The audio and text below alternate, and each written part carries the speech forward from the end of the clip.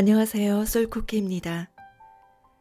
오늘 소개해드릴 책은 따뜻함이 필요한 날, 용기가 필요한 날, 총 2권의 책으로 구성된 영혼을 위한 닭고기 스프입니다.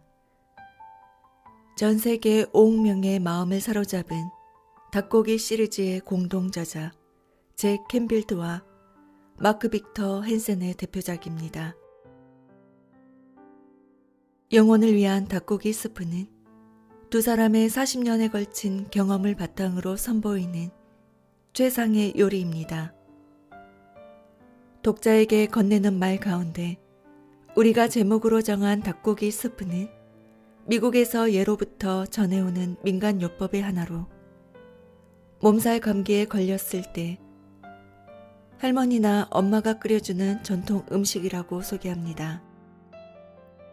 제목에서 느껴지듯이 이 책이 삶에 지쳐 기운과 용기가 필요한 당신에게 충분한 치유제가 되리라고 믿는다고 합니다. 이 스프 속에 유명한 사람이나 평범한 사람이 실제 겪은 이야기를 사랑과 배움, 꿈의 실현, 가르침, 부모 노릇하기 등의 재료로 나누어 놓았습니다.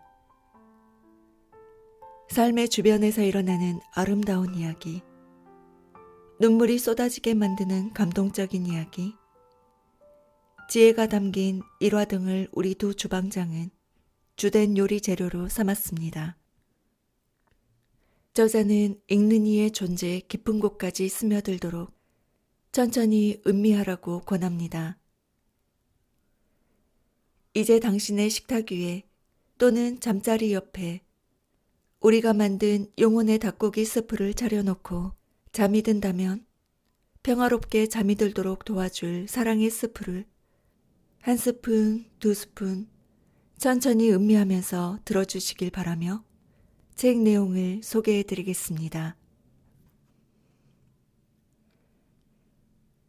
당신이 가는 곳마다 사랑을 퍼뜨리세요. 먼저 자기 집에서 그 일을 실천하세요. 당신의 자녀를, 아내와 남편을 사랑하세요. 그 다음엔 옆집에 사는 이웃을 사랑하세요. 어떤 사람이든 당신을 만나고 나면 더 나아지고 더 행복해지게 하세요. 신의 사랑을 표현하는 삶을 사세요. 당신의 얼굴에, 당신의 눈에, 당신의 미소 속에, 그리고 당신의 따뜻한 말 한마디 속에 신의 사랑을 표현하세요. 어느 사회학과 교수가 자기 강의를 듣는 학생들에게 과제를 주었다. 과제 내용은 볼티모어의 빈민가로 가서 그곳에 사는 청소년 200여 명의 생활 환경을 조사하는 일이었다. 조사를 마친 학생들은 각 청소년들이 미래에 어떻게 성장할지를 내다보는 보고서를 써냈는데 내용은 모두 같았다. 이 아이에겐 미래가 없다. 아무런 기회도 주어지지 않기 때문이다. 그로부터 25년 뒤 또 다른 사회학과 교수가 우연히 이 연구조사를 접하게 되었다. 그는 학생들에게 청소년 200명이 25년이 지난 현재 어떤 삶을 사는지 추적 조사하라는 과제를 주었다. 조사 결과 놀라운 사실이 밝혀졌다. 이미 세상을 떠나거나 다른 지역으로 이사한 20명을 제외한 나머지 180명 중에서 176명이 변호사와 의사, 사업가로 활동하며 대단히 성공적인 인생을 살아가고 있었다. 결과에 놀란 교수는 조사를 더 진행시켰다. 다행히 그들은 모두 여전히 볼티모어에 살고 있었다. 교수는 한 사람씩 만나 이렇게 물어보았다. 당신이 성공할 수 있었던 가장 큰 이유가 무엇입니까? 대답은 한결같았다. 여선생님 한 분이 계셨죠. 그 교사가 아직도 살아있다는 사실을 안 교수는 수소문 끝에 그녀를 찾아가서 물었다. 도대체 어떤 기적적인 교육 방법으로 빈민가 청소년들을 이처럼 성공적인 인생으로 이끌었는가?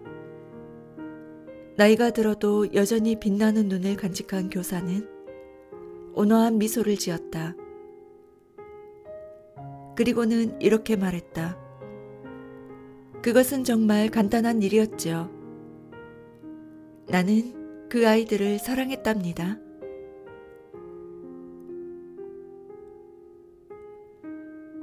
유명한 독일 작곡가 펠릭스 멘델스존의 할아버지 모제스 멘델스존은 잘생긴 것과는 거리가 멀었다. 체구도 작은 데다 기이한 모습의 곱추였다.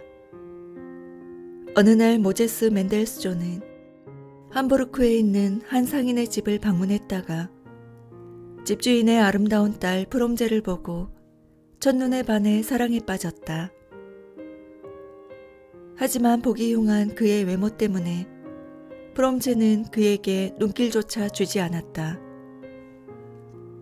집으로 돌아갈 시간이 다가오자 모제스 멘델스존은 계단을 올라가 용기를 내어 프롬제의 방으로 들어갔다.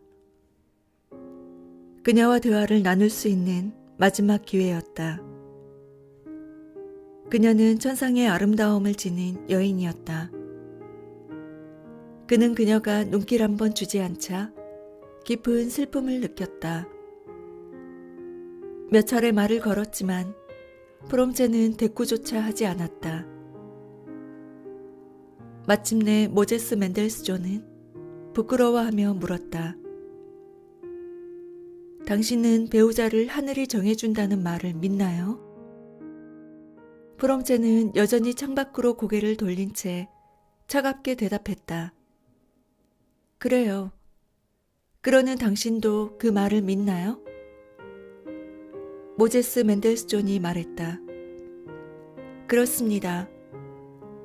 한 남자가 이 세상에 태어난 후 순간 신은 앞으로 신부가 될 여자를 정해주지요. 내가 태어날 때에도 신이 내게 미래의 신부감을 정해주었습니다. 신은 이렇게 덧붙였습니다. 내 아내는 곱사등일 것이다. 나는 놀라서 신에게 소리쳤습니다. 안 됩니다. 신이시여. 여인이 곱사등이 되는 것은 비극입니다. 차라리 나를 곱주로 만드시고 신부에게는 아름다움을 주십시오. 그렇게 해서 나는 곱사등이로 태어나게 되었습니다. 순간 프롬체는 고개를 돌려 모제스 멘델스존의 눈을 바라보았다. 그 순수한 눈빛을 보니 어떤 희미한 기억이 떠오르는 듯했다. 프롬체는 그에게 다가가 가만히 손을 잡았다. 훗날 그녀는 모제스 멘델스존의 헌신적인 아내가 되었다. 26살의 엄마가 백혈병으로 죽어가는 어린 아들을 내려다보았다. 슬픔으로 가슴이 미어졌지만 그녀는 마음을 굳게 먹으려고 노력했다. 다른 부모들처럼 그녀 역시 아들이 자라서 모든 꿈을 이루기를 바랐지만 불가능한 일이었다. 백혈병이 모든 소망을 앗아가 버린 것이다. 하지만 그녀는 여전히 아들의 꿈이 이루어지기를 바랬다. 그녀는 아들의 손을 잡고 물었다. 봅시, 넌 커서 무엇이 되고 싶다는 생각을 해본 적이 있니? 내 인생에서 어떤 일을 하고 싶다고 꿈꾸고 소망해 본 적이 있니? 엄마, 난 이 다음에 소방관이 되고 싶어요. 엄마는 미소 지으며 말했다. 그럼 너의 소원을 이룰 수 있는지 엄마가 한번 알아볼게. 그날 늦게 그녀는 애리조나주에서 가장 큰 도시 피닉스의 소방서를 찾아가 소방대장 밥을 만났다. 밥은 피닉스 시만큼 넓은 가슴을 지닌 사람이었다. 그녀는 아들의 마지막 소원을 설명하고 6살 난 아들을 소방차에 태워 한 구역을 돌아줄 수 있겠냐고 물었다. 밥이 대답했다. 우린 그 이상의 일도 할 수 있습니다. 수요일 아침 7시에 아들을 데리러 가겠습니다. 그날 하루 동안 봅 씨는 명예 소방대원입니다. 아이는 소방본부에 와서 우리와 함께 식사를 하고 화재 신고도 받을 것입니다. 아이의 신체 사이즈를 알려주시면 아이에게 맞는 소방복과 소방 모자를 준비하겠습니다. 피닉스 소방본부 마크가 붙은 진짜 소방 모자와 우리 소방대원들이 입는 노란 코트와 고무장화도요. 모두 이곳 피닉스에서 만들기 때문에 금방 구할 수 있습니다. 사흘 뒤 소방대장 밥은 봅 씨를 데리러 왔다. 그는 아이를 소방대원 복장으로 갈아입히고 병원 침대에서부터 대기 중인 사다리 소방차까지 안내했다. 봅 씨는 소방차 뒷자리에 앉아서 소방본부로 갈 때까지 다른 소방대원들을 도와주기도 했다. 봅 씨는 마치 천국에 있는 것 같았다. 그날 피닉스에 3건의 화재 신고가 들어왔고 봅 씨는 모든 화재 현장에 출동했다. 그리고 소방차와 구급차, 심지어 소방대장의 차까지 타보았다. 지역 뉴스에서도 봅 씨를 촬영했다. 소원을 이룬 봅 씨는 자신에게 쏟아진 주위의 사랑과 관심에 감동받아 의사가 예상한 것보다 3달을 더 살았다. 어느 날 밤 봅 씨의 신체 상태를 알려주는 모든 신호들이 갑자기 바닥으로 떨어졌다.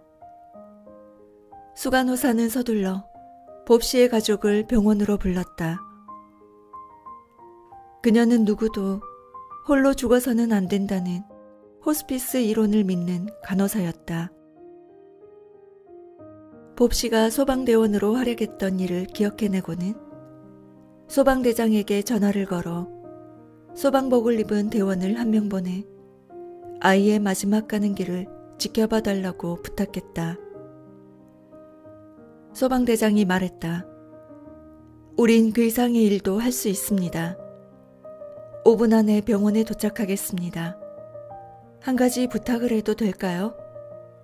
불자동차 사이렌 소리가 들리고 깜빡이는 비상등이 보이면 병원 환자들에게 불이 난 게 아니라 멋진 소방대원을 한 번 더 만나기 위해 소방본부에서 찾아왔다고 방송해 주시기 바랍니다. 그리고 아이가 있는 병실 창문을 열어놓아 주십시오. 감사합니다. 5분 뒤 사다리 소방차가 요란한 사이렌을 울리며 병원에 도착했다. 봅 씨가 있는 3층 병실까지 사다리가 올라가고 소방복을 입은 14명의 남자 대원과 2명의 여자 대원이 사다리를 타고 올라갔다. 엄마의 허락을 받고 그들은 한 사람씩 봅 씨를 껴안으며 자신들이 봅 씨를 얼마나 사랑하는지 말했다. 마지막 숨을 내쉬며 봅 씨는 소방대장에게 물었다. 대장님, 저도 이제 정식 소방대원인가요? 소방대장이 말했다. 물론이지, 봅 씨 대원. 그 말을 들은 봅 씨는 미소를 지으며 영원히 눈을 감았다.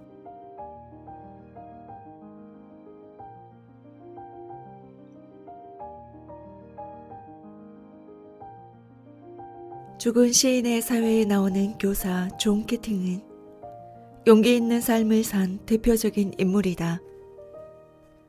로빈 윌리엄스가 열연한 이 감동적인 영화에서 키팅은 전통적인 기숙학교에 다니는 잘 길들여졌지만 정신적으로는 무감각한 부유층 학생들에게 영감을 불어넣어 그들의 삶을 특별하게 변화시켰다.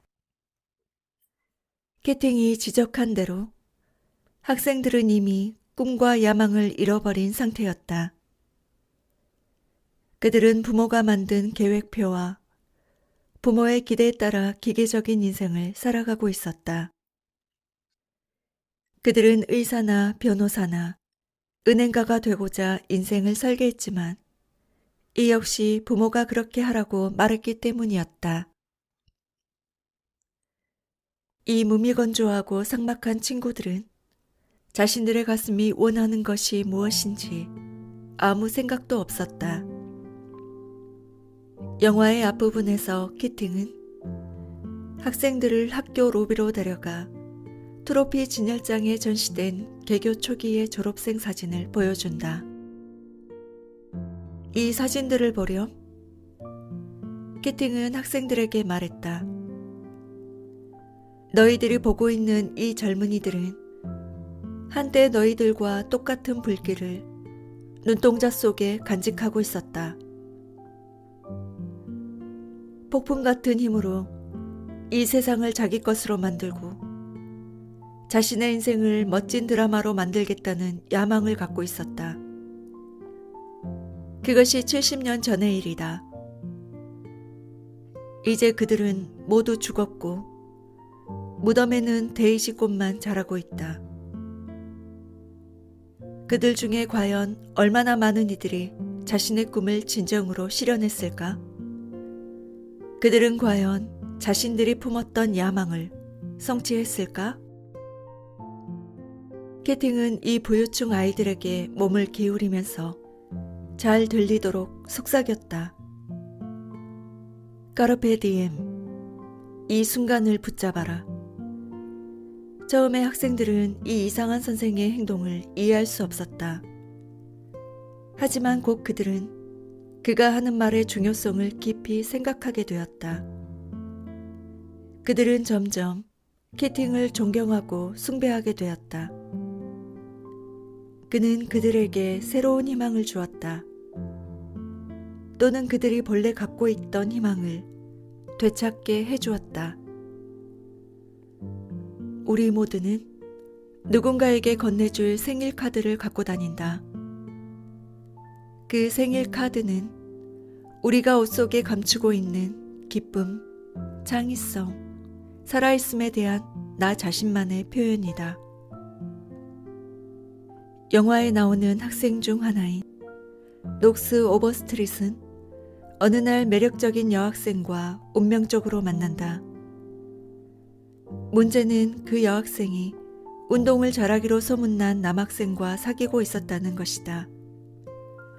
녹스는 아름다운 여학생에게 반해 잠을 설치지만 다가갈 용기가 부족했다. 이때 녹스는 키팅 선생의 충고를 기억했다.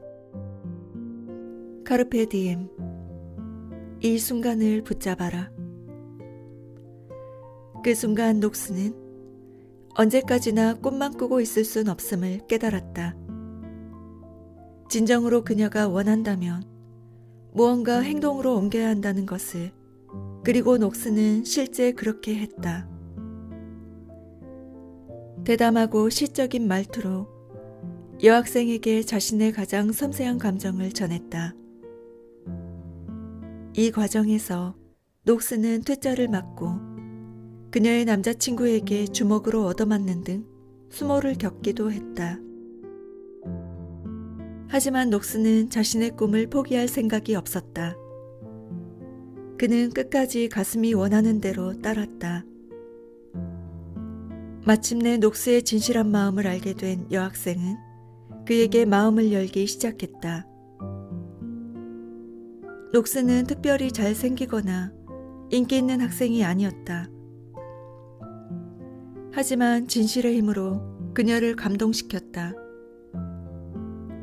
녹스는 그렇게 해서 자신의 삶을 특별하게 만들었다. 내게도 지금 이 순간을 붙잡는 연습을 할 기회가 있었다. 어느 날 나는 반려동물 가게에서 귀여운 여성과 우연히 마주쳤다. 그녀는 나보다 어렸고 나와는 매우 다른 삶의 방식을 가지고 있었다. 그리고 우리는 그다지 많은 대화를 나눌 기회조차 없었다. 그러나 그런 것들은 그다지 중요하지 않다는 생각이 들었다. 나는 그녀와 함께 있는 것이 좋았고 그녀를 보면 가슴이 뛰었다. 내가 보기에 그녀도 나와 함께 있는 시간을 좋아하는 듯 했다. 그녀의 생일이 다가온다는 걸 알고 나는 데이트를 신청하기로 결심했다. 나는 1시간이 넘도록 전화기를 바라보며 전화를 할지 말지 망설였다. 수화기를 들어 번호를 누르다가 신호가 가기도 전에 서둘러 끊어버리곤 했다. 나는 기대에 차서 흥분한 마음과 거절당할지도 모른다는 두려움 사이에서 어쩔 줄 몰라 하는 사춘기 학생과 다를 바 없었다.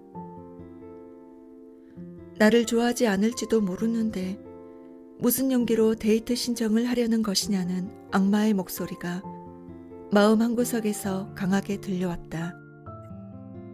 하지만 그녀와 함께 있고 싶은 마음이 너무나 강렬해서 어떤 두려움도 나를 막지 못했다. 마침내 나는 용기를 내어 그녀에게 전화를 걸었다. 그녀는 데이트 신청을 해줘서 고맙긴 하지만 이미 선약에 있다고 말했다. 나는 한방 얻어맞은 기분이었다. 전화를 걸지 말라고 충고했던 그 목소리가 더 창피당하기 전에 어서 포기하라고 재촉했다. 하지만 나는 왜 내가 그녀에게 끌리는지 알고 싶었다. 나의 내면에선 많은 것들이 표현되기를 원하고 있었다. 나는 분명히 이 여성에게 어떤 느낌을 갖고 있었고 이 느낌을 표현해야만 했다. 나는 백화점에 가서 예쁜 생일 카드를 사서 거기에 시를 적었다. 그 다음 그녀가 일하는 반려동물 가게로 갔다. 입구까지 걸어갔을 때 아까 그 악마의 목소리가 또다시 경고를 보냈다. 그녀가 널 좋아하지 않으면 어떻게 하려고 그래? 거절하면 어떻게 할 거야? 난 그만 용기를 잃고 카드를 옷 속에 감추었다. 만일 그녀가 내게 조금이라도 관심을 보이면 카드를 주고 나를 차갑게 대하면 그냥 숨겨가지고 나오겠다고 마음먹었다. 그렇게 하면 모험을 할 필요도 없고 거절당하는 창피를 겪지 않아도 되리라 생각했다. 나는 가게 안으로 들어가 잠시 그녀와 이야기를 나누었다. 하지만 그녀에게서 아무런 특별한 느낌을 받을 수 없었다. 그녀는 날 좋아하는 것 같지도 않았고 그렇다고 싫어하는 것 같지도 않았다. 내가 문 가까이 다가갔을 때 내 안에서 또 다른 목소리가 말했다. 마치 키팅의 목소리처럼 내 귀에 속삭이며 용기를 불어넣었다. 녹스 오버스트릿을 기억하라. 까르페 디엠. 이 순간을 붙잡아야 해. 그 순간 내 마음속 감정을 표현하려는 강한 열망과 더불어 자신이 발가벗겨지는 듯한 두려움과 과감히 맞설 수 있어야 한다는 용기가 생겨났다. 난 스스로에게 물었다. 내 가슴이 시키는 대로 살지 못하면서 어떻게 다른 사람에게 비전을 가지고 살라고 말할 수 있겠는가? 또한 최악의 결과가 일어난다고 해도 그것이 어떤 것이겠는가? 시가 적힌 생일 카드를 받고 기뻐하지 않을 여자는 없을 것이다. 나는 이 순간을 붙잡기로 결심했다. 그렇게 마음먹자 몸속 깊은 곳에서부터 용기가 올라왔다. 나는 5단에서 카드를 꺼내 들고 돌아서서 계산대를 향해 걸어갔다. 그녀에게 카드를 건네는 순간 믿을 수 없을 만큼 강하게 살아있다는 감정과 흥분이 내 마음속에서 밀려왔다. 거기에 두려움까지. 하지만 어쨌든 난 해냈다. 그 다음이 궁금한가? 그녀는 특별히 감동을 받은 것 같지 않았다. 고맙다고 말하고는 카드를 열어보지도 않은 채 옆에다 내려놓았다. 나는 가슴이 철렁 내려앉았다. 너무도 실망스러웠고 거부당한 기분이었다. 대놓고 거절하는 것보다 무반응이 더 비참하다는 생각이 들었다. 나는 정중하게 인사를 하고 가게 밖으로 걸어 나왔다. 순간 놀라운 일이 일어났다. 갑자기 짜릿한 기분이 들기 시작했다. 큰 만족감이 내 온 존재를 감싸 안았다. 어쨌든 나는 내 마음을 표현했다. 나는 두려움을 떨쳐내고 무대 위로 올라간 것이었다. 그래, 약간 서툴긴 했다. 하지만 해냈다. 에미 폭스는 이렇게 말했다. 떨 수밖에 없다면 떨면서라도 그렇게 하라. 난 어떤 보상이나 결과를 요구하지 않고 그녀에게 내 마음을 열어보였다. 꼭 무언가를 받기 위해서가 아니었다. 결과에 집착하지 않고 내 감정을 있는 그대로 표현한 것이다. 이런 흥분된 마음은 곧 잔잔한 기쁨으로 이어졌다. 어느 때보다도 나 자신에 대해 성취감과 평화로움이 느껴졌다. 난 가슴을 여는 법을 배울 필요가 있었다. 어떤 결과도 요구하지 않고 사랑을 주는 법을. 이 체험은 그녀와 성공적인 관계를 맺어나가기 위해서만이 아니었다. 오히려 나 자신과의 관계를 깊게 하는 데 필요한 것이었다. 그리고 난 해냈다. 키팅도 나를 자랑스러워했을 것이다. 하지만 무엇보다도 난 나 자신이 자랑스러웠다. 그 후로 난 그녀를 자주 보지 못했다. 하지만 그 경험은 내 삶을 크게 변화시켰다. 그 단순한 사건을 통해 나는 분명히 알게 되었다. 관계에 필요한 역학. 어쩌면 이 세상에 존재하는 데 필요한 역학이 한 가지 있다면 바로 사랑을 표현하는 일이라고. 우리는 자신이 사랑받지 못할 때 상처 입는다고 믿는다. 그러나 우리를 상처 입히는 것은 그것이 아니다. 고통은 우리가 사랑을 주지 않을 때 찾아온다. 우리는 사랑을 주기 위해서 태어난 존재들이다. 신은 우리를 사랑을 주는 구조물로 만들었다. 우리는 누군가에게 사랑을 줄 때 더욱 강해진다. 우리는 다른 사람이 자신을 얼마나 사랑하느냐에 행복이 달려있다고 믿어왔다. 그러나 그렇지 않다. 오히려 그런 잘못된 믿음 때문에 많은 문제가 일어난다. 행복은 자신이 얼마나 사랑을 주느냐에 달려있다. 얼마나 사랑을 받느냐가 아니라